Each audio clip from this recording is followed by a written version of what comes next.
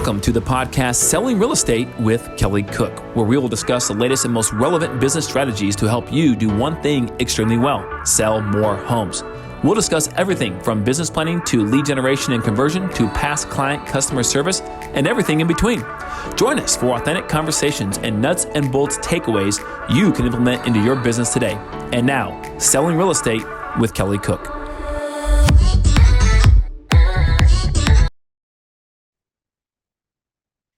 Hello, everybody, and welcome back. It is Selling Real Estate with Kelly Cook, and it's the first episode of the new year. It is officially 2024. We hope you all had a wonderful holiday, stayed up till midnight maybe, watched the ball drop, and brought in all the goodness with 2024. As per the usual, I have Kelly Cook with us. Kelly, I want to know we've talked about your business goals. We've talked about business planning, kind of setting goals for your team. But I want to know, what was your New Year's resolution or your goal for this year, if you don't want to call it that? What is one thing that you are set out to do more on the personal development side, maybe? Okay, yeah, that's a good question. My goal, one of my resolutions is to be where my feet are. Okay. Be where my feet are, like more often, more present when I'm present. And it's going to be a little subjective. I didn't put any guardrails around it. Like, hey, I got to be completely on my phone by, 5:30 p.m.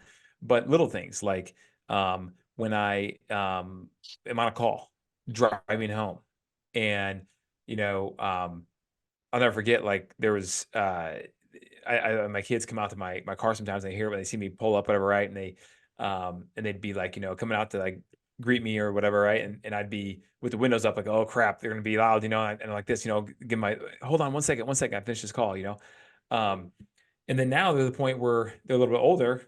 That doesn't really happen anymore, and I sit there and wonder. I go, did some of it because of the reason I was maybe not available for them when I came home right away, because there was excitement there.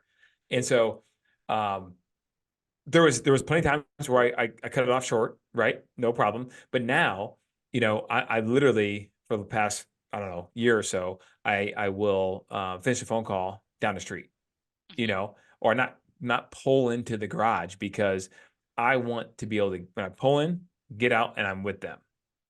That sort of thing. Work Right. ends when So you walk in. yeah. Spend it with them. Yeah. So just trying to be more present when I'm present. Now, there could be some things I have to get on the phone for, right? But I'm literally going to have the phone down. And what's great about it is my kids because they're getting older, they're 9, 10, and 12, is they like to be on devices. Yeah. Well, we have strict rules around those devices. And so what's great about it is now it holds me accountable when I say you can't be on your device anymore, for me not to be on my device either. You can't be hypocritical. Yeah. Exactly. So be where your feet are. Yeah, I love that. It's a great one. And when you first said be where your feet are, I'm like, what? I assumed it was something like that, but you've always got kind of fancy, those fancy, like philosophical ways of saying stuff. So I love it. That's amazing. Mine is just to create more routines, which is something actually that Kelly, you talk about a lot. And it's something that not just for work and, kind of getting myself ready for the day to win the day and all of that too, but just in general, I feel like if I have solid nighttime and morning routines of here are the things that I do every morning, here are the things that I do every night, it'll just make me better in work, setting me up correctly for the day, winding down correctly at night, and like doing certain things. Like every night I'm going to, clean the kitchen, like sweep it and all of that stuff. It'll make for just a less chaotic home. Or I'm going to check backpacks every morning, not the morning of, before they go to school, and see what they've got. So just creating more routines in my life, morning and night, so that it's less chaotic. I feel better, and I feel more accomplished in everything that I do. So part of that, Kelly, like I said, you have a pretty stringent morning routine. I'm not going that hard, but yeah. So that's something that I've learned from this podcast that I'm bringing into my own life for this year. I love it. I love it. I love it. Yes. So this is a New Year's episode, but we're not just talking about our goals. We've done a lot of that for your business and for your personal development in December. It's a new year. We're talking about new opportunities and potentially the biggest opportunity, at least so far this year, and maybe for the whole, first quarter of 2024. And that is expired listings. That is your biggest opportunity right now to get in and get off with a really good start. So, Kelly, why is that? Why is now the time that expires are a really big opportunity compared to any other time during the year?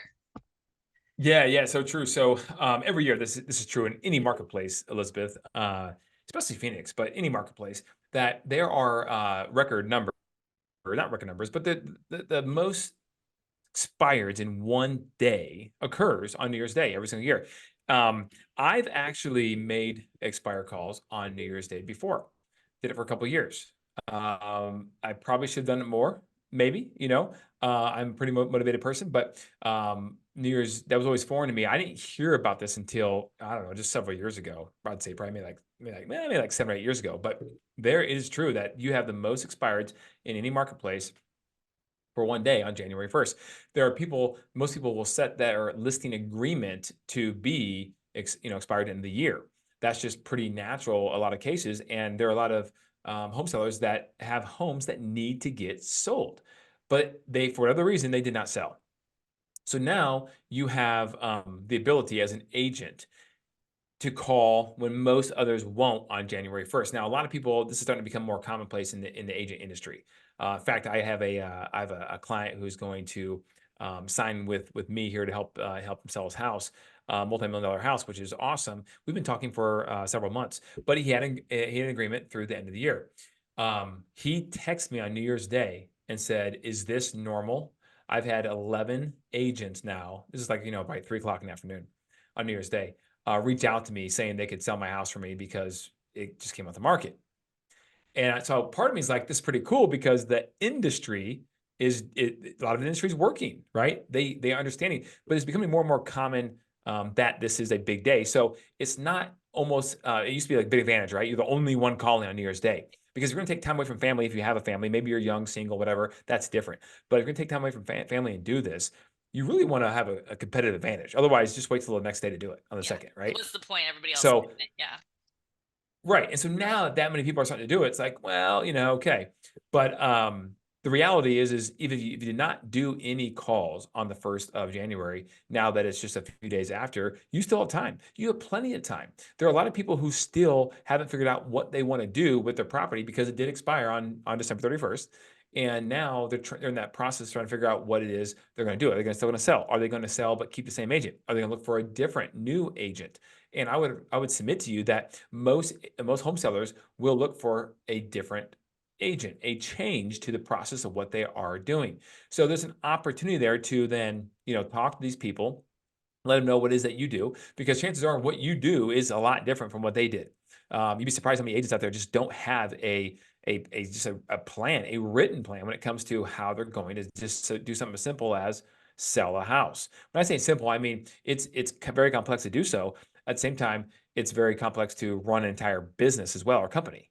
So if you have the ability to call, you should be doing that. If you can speak words, if you have a phone connection, you should be calling and seeing if you can interview for the job of helping someone get their house sold, because they need to get the house sold. Now, in Phoenix, it's even more lucrative because you have a seasonal market, unlike most other markets across the country. Now, obviously, San Diego and Miami, Florida, you're going to have probably some similar effects here, right?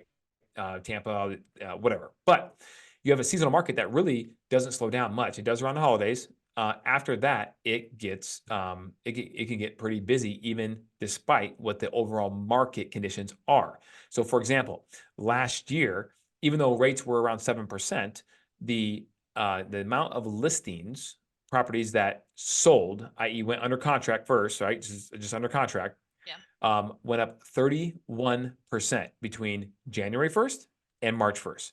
You look at a line graph and it literally explodes through about March 1st, and then it stays up there and continues to kind of stay around that same pace all the way through about the summertime when school gets out and people start looking for maybe a different home with their families, get situated for schools. So there's an opportunity right now in these warm weather cities, especially that have seasonal markets, where you need to be out in front of people, because if they had a not so great experience in quarter 4 of last year, even if the reality is even if they had a poor agent then and still retain a poor agent, the chances are likely that they get the house sold, much more likely, right? It Yeah. just goes up because of the market conditions. So now you come along There's more with an actual buyers. system, Yeah.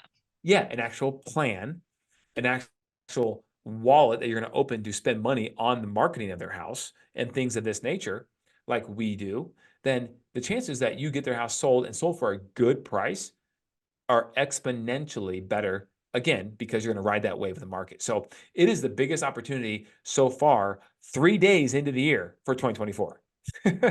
So take advantage of the expired listings and or even withdrawn or temporarily off market listings. Because here's the secret, guys. What most agents don't understand is that a lot of sellers that are temporarily off market or withdrawn, depends on what market you're in, what MLS serves your market. Those people, a lot of times, weren't looking to be TOM, temporarily off market, or withdrawn. They were looking to be canceled. They thought they were done with their agent.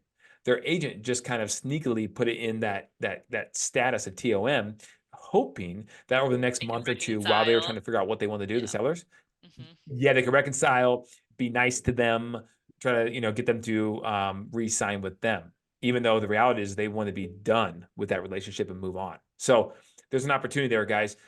Big one, I think. And with the market, especially in these warm weather markets where the market swings up quite a bit between here now and March, there's a big opportunity to get in relationship with people, to get them signed up, to help them sell their house. Now, if you're in a colder weather city, it's still a big opportunity. It's just going to be delayed a little bit longer. You can still get into relationship with people right now to maybe hopefully have it on the market in April or May or even in March. But it may take a little bit of relationship building, rapport building before that even happens. So I would highly recommend you to start making contact with people, whether it's the phone, texting, social media, whatever it may be, because there's a lot of people out there who could use a good agent. And if you're listening to this podcast, you're a good agent because you're trying to better yourself and make yourself Yes. more productive and make yourself more marketable to the public out there and the clients you serve.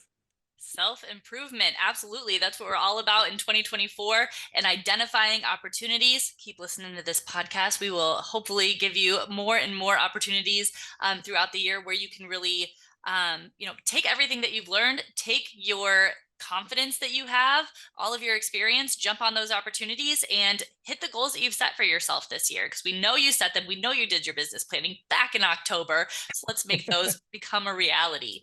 And if one of your goals this year was to build your real estate team or get started or start looking into it, any of that, if it's on your mind, go to buildyourrealestateteam.com, and Kelly has written out kind of all of how he did it, or how he wishes he did it, I guess, is kind of Correct. the better way to say that. Some of what he did, some of which he wishes he did do at the time, but learn from his mistakes. Go download that now.